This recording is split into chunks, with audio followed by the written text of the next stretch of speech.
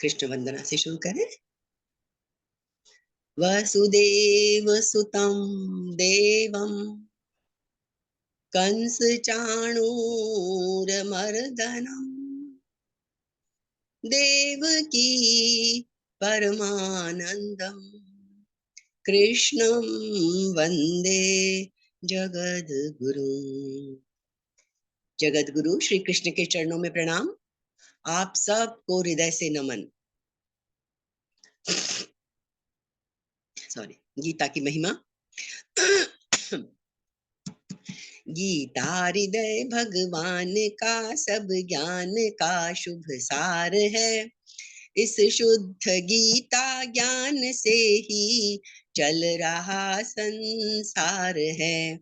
गीता परम विद्या सनातन सर्वशास्त्र प्रधान है। पर ब्रह्म रूपी मोक्षकारी नित्य गीता ज्ञान है। यह मोह माया कष्टमय तरना जिसे संसार हो, वह बैठ गीता नाव में सुख से सहज में पार हो। तो ये जो सुख से और सहज में पार होने की बात है, ये गीता पढ़ते पढ़ते पूरा विश्वास हो जाता है। और अब जो हम आगे के श्लोक पढ़ेंगे कि कितने हमें तरीके बताए गए हैं, क्या क्या बाधाएं आएंगी, वो सारे प्रश्न हमारे अर्जुन हमारी तरफ से पूछ लेते हैं। तो पिछली बार भी जैसे कृष्ण ने बता दिया था, हमने 36 श्लोक तक कर लिए थे छठे अध्याय के। अब हम आज 37 से शुरू करेंगे। तो पहले के श्लोक में 36 में क्या कहा था कृष्ण ने कि जिसका अंतःकरण पूरा वश में नहीं है, अंतःकरण जिसका वश में नहीं होगा तो क्या होगा, उसके प्रयत्न शिथिल हो जाएंगे। क्या कहा था 36वें श्लोक में कृष्ण ने, असंयतात्मना योगो दुष्प्राप इति मे मतिः वश्यात्मना तु यतता शक्यो वाप्तुम उपायतः। उन्होंने कहा था भाई देखो, जो जिसका मन वश में है उसको तो पक्का सिद्धि मिलेगी, लेकिन जिसका मन वश में नहीं है वो प्रयत्न करेगा तो वो सिद्धि नहीं आसानी से मिलेगी। अर्जुन की शंका बिल्कुल सही है। हम सब जानते हैं कि मन को वश में करना कितना कठिन है। तो इसीलिए अब आगे क्या करते हैं, तो कृष्ण ने क्या, 7 बजे इतना हल्ला क्यों करते हैं? अर्जुन ने हमें क्या कहा, जो शिथिल प्रयत्न वाला है उसको योग की प्राप्ति कठिनता से होती है। तो अब अर्जुन ने आगे फिर प्रश्न कर दिए। भाई मन की जब सारी बात है और अर्जुन जानता है कि मन को कंट्रोल में करना बड़ा मुश्किल है, और हम सब भी जानते हैं। और हमने पिछली बार एक बहुत बड़ी बात देखी थी कि मन की चंचलता इतनी बड़ी बाधा नहीं है। हम जो बोलते हैं ना कि कृष्ण अर्जुन ने भी कहा कि मन तो इतना चंचल है कि जैसे वायु को नहीं पकड़ सकते मुट्ठी में, वैसे मन को भी पकड़ना बड़ा दुष्कर कार्य है। लेकिन कृष्ण ने पिछली बार भी हमें ये हमने समझा था कि मन की चंचलता बाधा है, उससे भी बड़ी बाधा है हम मन को वश में नहीं रखते हैं। चंचलता अपने आप मन की कम हो जाएगी यदि हम मन को वश में रखना शुरू कर दें, तो प्रयत्न हमारे ही ऊपर आ जाता है, जिम्मेदारी हमारी ही हो जाती है। तो अब जब अर्जुन, अब हमारी तरफ से समझ लीजिए, हम सबकी तरफ से आगे के 2 श्लोकों में प्रश्न करते हैं अर्जुन, जो हम सबकी शंका है। अयति श्रद्धयोपेतो योगाचलित मानस है अप्राप्य योग संसिद्धिम काम गतिम कृष्ण गच्छति। बिल्कुल शंका मन में आई कि आप कहते हो कि मन वश में नहीं हो तो वो सिद्धि नहीं मिलती है, तो भाई फिर क्या होता है ऐसे आदमी का? वो तो संसार से भी विरक्त हो चुका है, सिद्धि भी उसको नहीं मिली, तो क्या गति होती है? वो बेचारा कहाँ, क्या बीच में ही लटकता रह जाता है? तो क्या प्रश्न करते हैं अर्जुन, कृष्ण, हे कृष्ण। संबोधन पे हमेशा ध्यान दीजिएगा, हर जगह संबोधन अलग अलग होता है। यहाँ संबोधन क्या दे रहे हैं अर्जुन? कृष्ण। हे कृष्ण, श्रद्धया उपेत है, जिसकी साधन में श्रद्धा है, जो योग के रास्ते पे चल पड़ा है। अयति ही, पर जिसका प्रयत्न शिथिल है, वो उतनी कोशिश नहीं कर पा रहा है, रास्ते पे तो चल पड़ा है ना। एक समान रास्ते पे 2 लोग चलते हैं, एक पहुंच जाता है मंजिल पे, एक को टाइम लगता है। कारण क्या है? प्रयत्न में शिथिलता, और कोई कारण नहीं है। चाहता वो भी है पहुंचना, चाहता दूसरा भी है पहुंचना। लेकिन प्रयत्न में जिसके शिथिलता है, तो अर्जुन कहता है कि उसकी साधना में श्रद्धा तो है, वो योगी तो बनना चाहता है ना, पर जिसका प्रयत्न शिथिल है, उतना प्रयत्न नहीं कर पाता, तो वह अंत समय में, भाई अब मरने का टाइम तो आएगा ना, सबका प्रयत्न करते करते भी शिथिल प्रयत्न है हम, तो बोले वो अंत समय में योगात चलित मानस है, जिसका मन योग से विचलित मन हो गया है, जिसका नहीं है उतना लगा हुआ, योग संसिद्धिम अप्राप्य, तो जब शिथिल प्रयत्न है, पूरा योग से पूरा मन भी लगा हुआ नहीं है, तो योग सिद्धि तो उसको होगी नहीं। तो अर्जुन प्रश्न करता है, ऐसा व्यक्ति यदि मर जाता है, मरेगा ना जब अंत काल आ जाएगा उसका, तो वो योग सिद्धि को भी प्राप्त नहीं होता, तो फिर वो किस गति को प्राप्त होता है? उसके प्रयत्न शिथिल हैं, तो योग सिद्धि को तो वो प्राप्त होगा नहीं, तो फिर वो उसकी क्या गति होती है? बड़ा एक तरह का डर मन में पैदा कि भाई कम से कम संसार में रहते तो संसार के तो रहते, अब संसार के भी नहीं रहे, योग की सिद्धि भी नहीं हुई, तो अर्जुन प्रश्न करते हैं, काम गतिम कृष्ण गच्छति, कृष्ण बताओ जरा फिर उसकी क्या गति होती है? तो साधन में जप तप ध्यान सत्संग स्वाध्याय, इन सब में रुचि तो है हमारी, मतलब किसी की भी साधक की रुचि तो है, श्रद्धा भी है, वो करता भी है उनको, पर अंतःकरण और बहिकरण दोनों ही वश में नहीं है। ना अंतःकरण वश में है साधक का, और ना पूरा बहिकरण वश में है। तो साधन में शिथिलता है, तत्परता नहीं है। सबके एक सी प्रयत्न नहीं होते ना, सबके कोई बड़ी तत्परता से करता है, मुस्तैदी से, और कोई शिथिलता से। तो ऐसा साधक अंत समय में संसार में राग रहने से, क्यों क्यों होती है प्रयत्न में शिथिलता? संसार में राग होता है।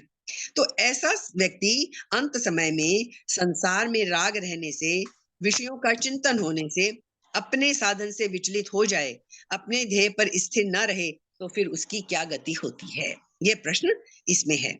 विषयासक्ति, असावधानी के कारण अंत काल में जिसका मन विचलित हो गया, अर्थात साधना से हट गया, और इस कारण उसको योग की संसिद्धि, मतलब योग की संसिद्धि क्या है? अंतिम लक्ष्य परमात्मा की प्राप्ति, सेल्फ रियलाइजेशन जिसे हम कह सकते हैं। परमात्मा की प्राप्ति कोई ऐसा स्थान नहीं है जहां हमें वो जगह पहुंच जाएंगे और मिल जाएगी कि उस लोक में चले गए। आत्म साक्षात्कार, हम अपने ही वास्तविक स्वरूप का दर्शन कर लें, वही परमात्मा की प्राप्ति है। तो फिर वो किस गति को प्राप्त होता है? तात्पर्य क्या है? पाप करना तो उसने छोड़ दिया पूरी तरह से, पाप तो वो करता नहीं, क्योंकि उसको समझ में आ गई चीजें, तो अब वो नरक में तो जा नहीं सकता। अर्जुन सारी बातें पूछ लेता है, भाई पाप करता तो चलो हमने सोच लिया कि अलग अलग लोकों में चले जाएंगे, अब पाप तो वो करता नहीं क्योंकि वो साधना के रास्ते पे है, तो नरक में तो वो जा नहीं सकता। स्वर्ग की उसने कभी कामना नहीं की, वो तो परमात्मा को पाना चाहता था। स्वर्ग की कामना नहीं की, तो अब वो स्वर्ग में भी नहीं जा सकता। हम तो दो ही चीजें जानते हैं, नरक और स्वर्ग, भाई या तो नरक में जाएंगे या स्वर्ग में जाएंगे। अर्जुन कहता है भाई ये तो बड़ा मुश्किल काम है, ना तो वो नरक में जा सकता, ना वो स्वर्ग में जा सकता, और श्रद्धा पूर्वक साधना में लगा हुआ है वो, तो उसका पुनर्जन्म भी नहीं हो सकता। अर्जुन को तो बड़ी शंका हो गई कि होगा क्या बेचारे का, एक तो साधना करी और लटक गया बीच में, कहीं का भी नहीं रहा। परंतु अंत समय में परमात्मा की स्मृति न रहने से, दूसरा चिंतन होने से उसको परमात्मा की प्राप्ति भी नहीं हुई, तो कुछ नहीं मिला उसके तो फिर उसकी क्या गति होगी, जाएगा कहाँ आखिर वो? ये अर्जुन का प्रश्न है। उत्तर बहुत तसल्ली देने वाले हमें मिलेंगे और कृष्ण देंगे अभी आगे के श्लोकों में। हम थोड़ा कोशिश करते हैं जल्दी करने की। अब मैंने कहा था कृष्ण संबोधन। कृष्ण संबोधन देने का मतलब क्या है? कृष्ण का एक अर्थ आप जानते होंगे, खींचने वाला। कृष्ण में बड़ा आकर्षण है, वो खींचते हैं सबको अपनी तरफ, है ना। कृष्ण नाम में जो धातु है और जो उसका अर्थ है, कृष्ण का मतलब कर्षक, जो खींचता है। एक हम किसान को बोलते हैं कर्षक, जो बैल और हल को खींचता है। यहाँ कृष्ण क्या है? खींचते हैं हम सबको, ऐसी है उनमें जादुई शक्ति। तो कृष्ण संबोधन देने का तात्पर्य है, अर्जुन कहता है आप संपूर्ण प्राणियों को खींचने वाले हैं, और उन प्राणियों की गति अगति को जानने वाले भी हैं। तो इन गतियों के विधायक आप ही हैं। तो मैं आपसे पूछता हूं कि योग से विचलित हुए साधक को आप किधर खींचेंगे कृष्ण? उसको आप कौन सी गति देंगे? ठीक है, योग में लग तो गया लेकिन साधना पूरी नहीं कर पा रहा ढंग से, तो आप उसको किधर खींचेंगे? ध्यान योगी का पुनर्जन्म होता है, ऐसा तो है नहीं कि जितने हम लोग सब साधना में लगे हैं सबको सेल्फ रियलाइजेशन हो ही जाएगा। रास्ते में चल रहे हैं, कोई जरूरी नहीं हर कोई मंजिल पे पहुंचे। तो मन के विचलित होने से अर्थात अपने साधन से भ्रष्ट होने से, पर ये तो ध्यान योगी की बात होगी, पर कर्मयोगी अथवा ज्ञान योगी का पुनर्जन्म होता है किस लिए? संसार में आसक्ति रहने से। पुनर्जन्म तो ध्यान योगी का भी होता है, उसका होता है मन के विचलित होने से। कारण उसमें क्या है? मन का विचलित होना। और कर्मयोगी और ज्ञान योगी का पुनर्जन्म क्यों होता है? संसार में आसक्ति रहने से। कारण का बड़ा फर्क पड़ता है, तो हमें ये ध्यान देना है। पुनर्जन्म किसी भी रास्ते पे चलने वाले का होगा। भक्ति योग में भगवान का आश्रय रहने से, लेकिन भक्ति योग की बात ही अलग है। उसमें क्या है? हम पूरा समर्पण कर देते हैं भक्ति योग में। तो भक्ति योग में आश्रय किसका है? खाली एक भगवान का आश्रय है। तो फिर क्या करते हैं? जब हमने भगवान पे सब कुछ छोड़ दिया, तो भगवान अपने भक्त की विशेष रक्षा करते हैं। वो जानते हैं अब इसने तो समर्पण ही कर दिया, ना ये कर्म से कुछ उम्मीद रख रहा है, ना ज्ञान से, ना ध्यान से, ये तो पूरी उम्मीद मेरे पे लगाए बैठा है। तो फिर भगवान उसका विशेष ध्यान रखते हैं। और गीता के 9वें अध्याय में जो बहुत प्रसिद्ध एक वर्ड है, जो LIC पे और सब पे आपने देखा होगा, योगक्षेमम वहाम्यहम, ये यहीं से लिया गया है 9वें अध्याय के 22वें श्लोक से। ये इतना सा हिस्सा क्या कहते हैं वो, कि फिर उसके योग और क्षेम की चिंता मैं खुद करता हूँ। जिसने मुझे पूरा समर्पण कर दिया, योगक्षेमम वहाम्यहम। जब तक ध्यान में लगे हैं, हम सोचते हैं ध्यान से सब कुछ पालेंगे, कर्म में लगे हैं, हम अपने कर्मों से पालेंगे, है ना। और ज्ञान में लगे हैं तो ज्ञान का तो अहंकार ही कई बार बहुत हो जाता है कि मैंने तो इतने शास्त्र पढ़ लिए, इतना मैं तो सब कुछ जानता हूँ, मैंने गीता इतनी बार पढ़ ली, मैं गीता का पाठ रोज करता हूँ। मतलब एक तरह का अहंकार भी आ जाता है। तो फिर मैं तो ज्ञान से हम अपने आप को पाना चाहते हैं, लेकिन भक्त कुछ नहीं, सब भगवान पे छोड़ देता है, तू जाने। तो फिर कृष्ण कहते हैं योगक्षेमम वहाम्यहम, उसके योगक्षेम की चिंता मैं खुद करता हूँ। ठीक है। फिर और क्या है? 18वें अध्याय में लास्ट में जाके कृष्ण इतना तक बोल देंगे, मत चित्त है सर्व दुर्गाणी मत प्रसादात तरिष्यति। मेरे प्रसाद से, मेरी कृपा से वो तर जाएगा, तरिष्यति, वो तर जाएगा। पहुंचेंगे अभी हम 18वें अध्याय पे भी। तो ये कृष्ण ने जब पूछा एक श्लोक में, 38वें श्लोक में कृष्ण भी प्रश्न ही कर रहा है, शंका कम नहीं है। तो वो अर्जुन का फिर क्या प्रश्न है अगला? कच्चिन्नो भय विभ्रष्ट छिन्ना भ्रमिव नश्यति अप्रतिष्ठो महाबाहो विमूढ़ो ब्रह्मणः पथि। भी और प्रश्न करता है महाबाहो। अब यहाँ वो क्या कह रहा है कृष्ण को? महाबाहो, हे महाबाहो, अप्रतिष्ठ, संसार के आश्रय से रहित, अप्रतिष्ठ, संसार का आश्रय तो छोड़ दिया क्योंकि वो योग के रास्ते पे चल पड़ा। ब्रह्मणः पथि विमूढ़, और परमात्मा की प्राप्ति के मार्ग में वो लग गया, लेकिन उस मार्ग में वो क्या हो गया? विमूढ़ है, विचलित हो गया। संसार का रास्ता छोड़ दिया, परमात्मा के रास्ते पे चला, लेकिन वहां वो क्या हो गया? विमूढ़ हो गया, अपने रास्ते से थोड़ा विचलित हो गया, नहीं लग पाया उसका पूरा मन। तो अब अर्जुन फिर वही प्रश्न करता है, उसको थोड़ा और दूसरे शब्दों में, उभय विभ्रष्ट है। इस तरह दोनों ओर से भ्रष्ट हुआ साधक, संसार से भी मन हटा लिया, योग में लगा, योग में भी पूरा नहीं लग पाया। तो अर्जुन कहता है वो तो दोनों तरफ से भ्रष्ट हो गया। हाँ, कच्चित छिन्ना भ्रम इव नश्यति। तो बड़ी शंका करता है, ऐसा व्यक्ति क्या छिन्न भिन्न बादल की तरह नष्ट तो नहीं हो जाता? ना तो वो इधर का रहा, ना वो उधर का रहा। तो जैसे एक बादल छिन्न भिन्न हो जाता है, अपने मूल बादल से हटके अलग होता है, दूसरे बादल तक पहुंच नहीं पाता, तो बीच में ही हवा उसको छिन्न भिन्न कर देती है। तो अर्जुन प्रश्न करता है, कहीं ऐसी स्थिति तो नहीं हो जाती उस बेचारे की कि ना इधर का रहा ना उधर का रहा? जो पहले बात पूछी थी ना, काम गतिम कृष्ण गच्छति, उसी का श्लोक में खुलासा खोलकर पूछ रहा है कि ऐसे व्यक्ति का क्या होता है? उसने संसार के सुख, आराम, आदर, सत्कार, यश, प्रतिष्ठा आदि की कामना छोड़ दी है।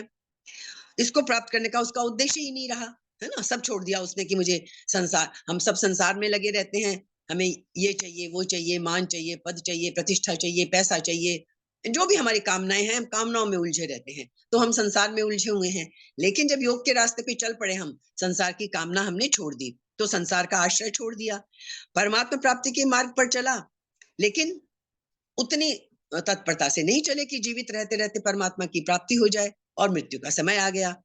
तो अंतकाल में साधन से विचलित हो गया, तो परमात्मा की स्मृति अंतकाल में नहीं रही। हमने पीछे श्लोक देखा था ना कि अंतकाल में परमात्मा की स्मृति जरूर रहनी चाहिए।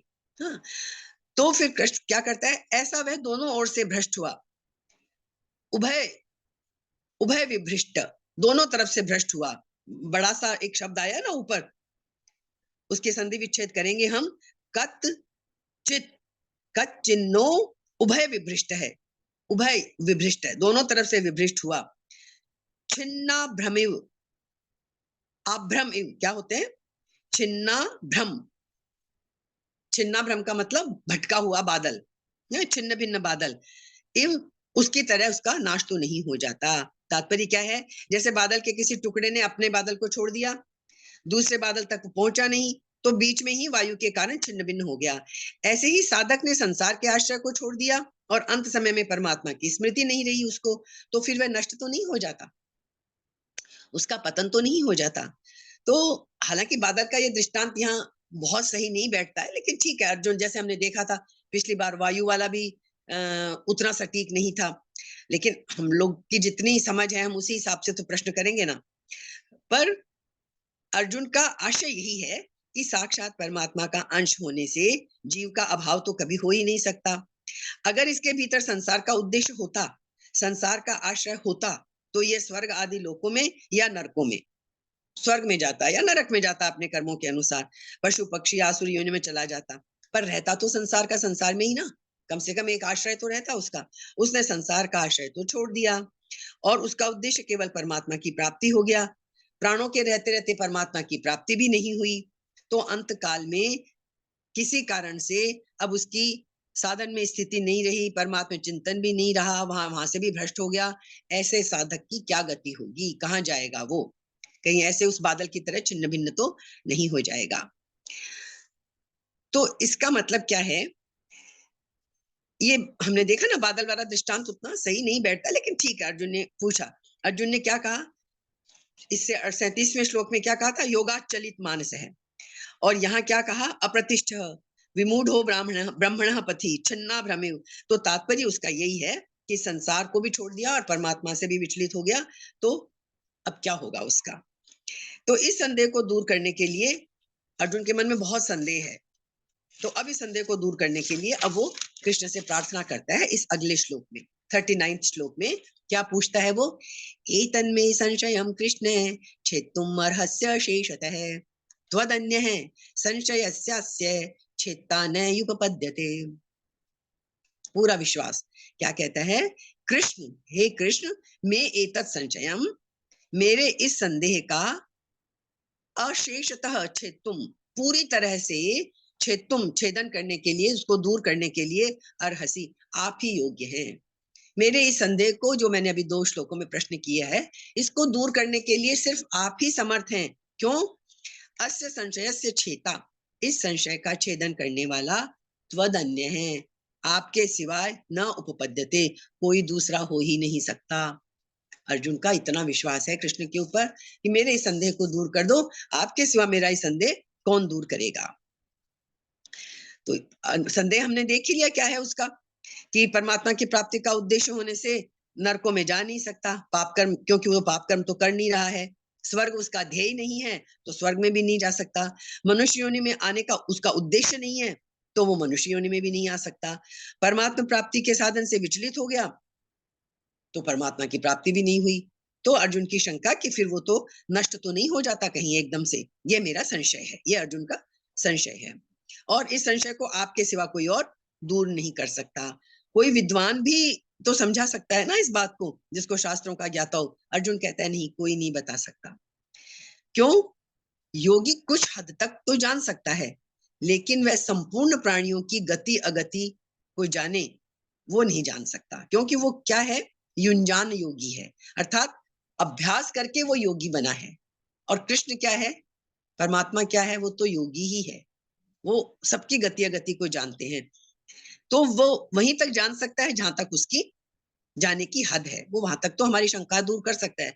लेकिन ये जो पूरी गति अगति सारा जो बात है, कृष्ण आप युक्त योगी हैं, अर्थात आप बिना किसी अभ्यास के, बिना परिश्रम के सर्वत्र सब कुछ जानने वाले हैं। हम बोलते हैं ना परमात्मा को सर्वज्ञ है, वो तो सब कुछ जानता है। तो आपके समान जानकार कोई हो सकता नहीं। आप साक्षात भगवान हैं, संपूर्ण प्राणियों की गति और अगति को जानने वाले हैं।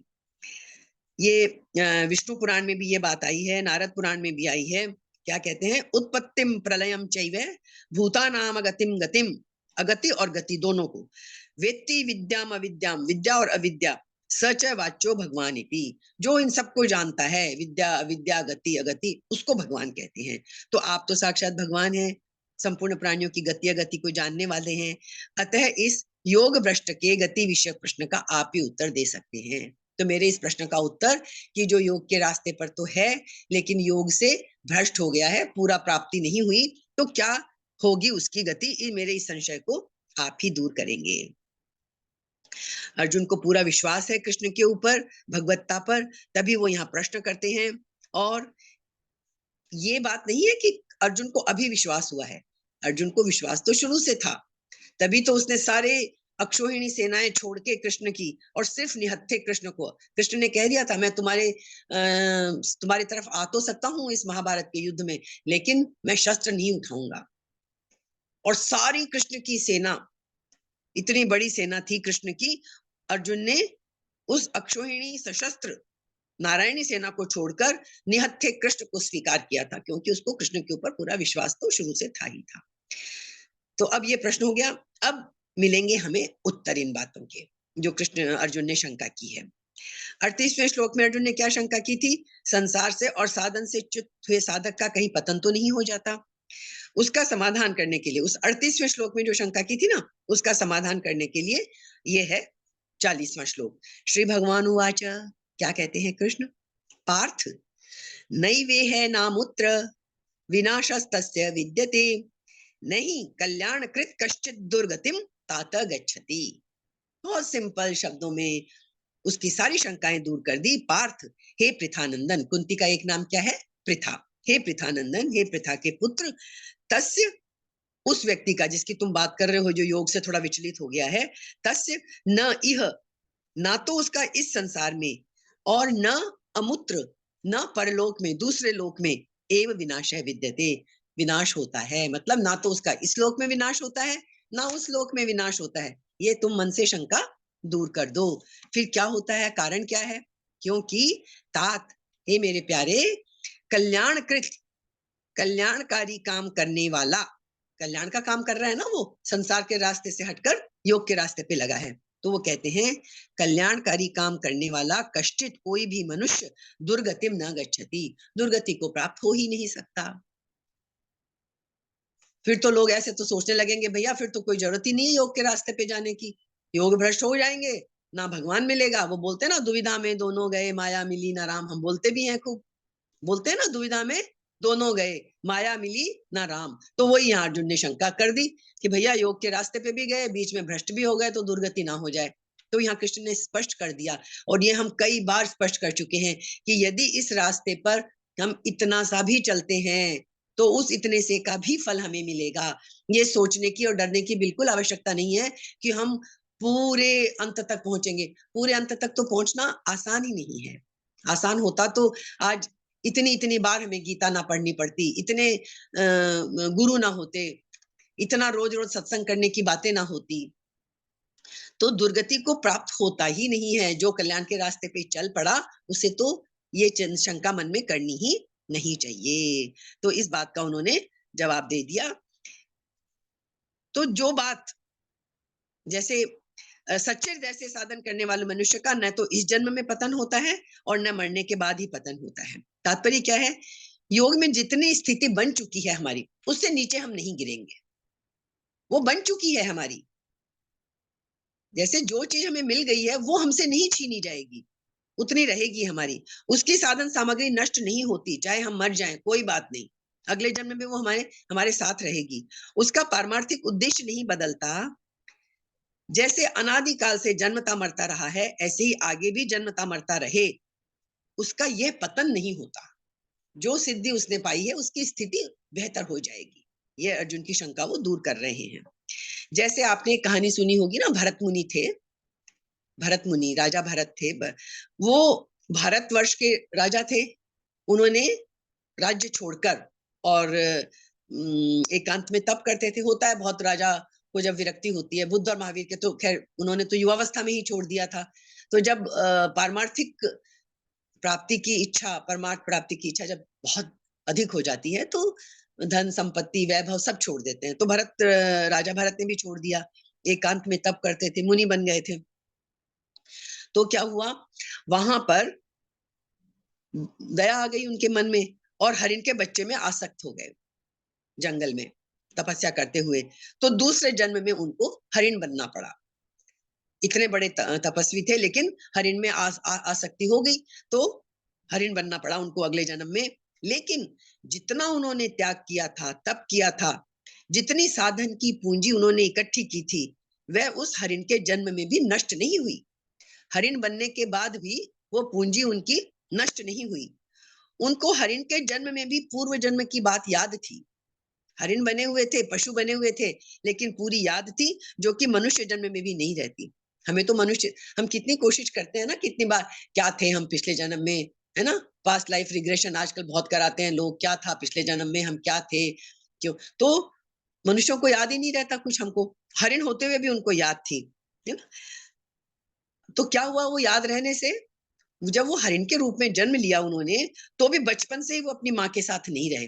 तपस्वी वाली बात थी ना, मोह नहीं था उनको, माँ के साथ नहीं रहे कि माँ मेरी रक्षा करेगी। हरे पत्ते ना खाकर सूखे पत्ते खाते थे। वो योगी वाली आत्मा थी उनके अंदर। तात्पर्य कि अपनी स्थिति से न गिरने के कारण हरिण की योनि में जन्म लेने पर भी उनका पतन नहीं हुआ।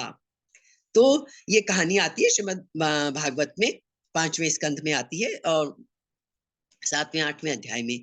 तो इसी तरह पहले मनुष्य जन्म में जिसका स्वभाव सेवा करने का, जप ध्यान करने का रहा है और विचार अपना उद्धार करने का रहा है, तो यदि हम इस जन्म में ऐसे हैं, जप तप ध्यान करने वाले, योग करने वाले, और हमारी हमारी इच्छा क्या है, संसार की प्राप्ति हमारी इच्छा ना रहकर, यदि हमको ये इच्छा होगी कि हमें अपने आप को ऊंचा उठाना है ना, वास्तविक अपने आप की प्राप्ति करनी है, तो वो किसी कारणवश अंत समय में योग भ्रष्ट हो भी जाएं, तो वो अच्छा स्वभाव और वो सत्संस्कार नष्ट नहीं होते।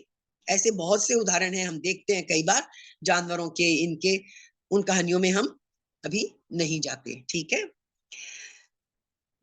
जैसे एक कहानी आती है कि कई बार हम देखते हैं ना, बंदर होते हैं और वो जहाँ सत्संग होता है वहां आके बैठ जाते हैं। ऐसी कई कहानियां हम पढ़ते हैं। कोई एक कुत्ते की कहानी हम सुनते हैं कि जहां भी कथा होती थी, एक काला कुत्ता वहां जाकर बैठ जाता था। ये बहुत संत की कही हुई बात है।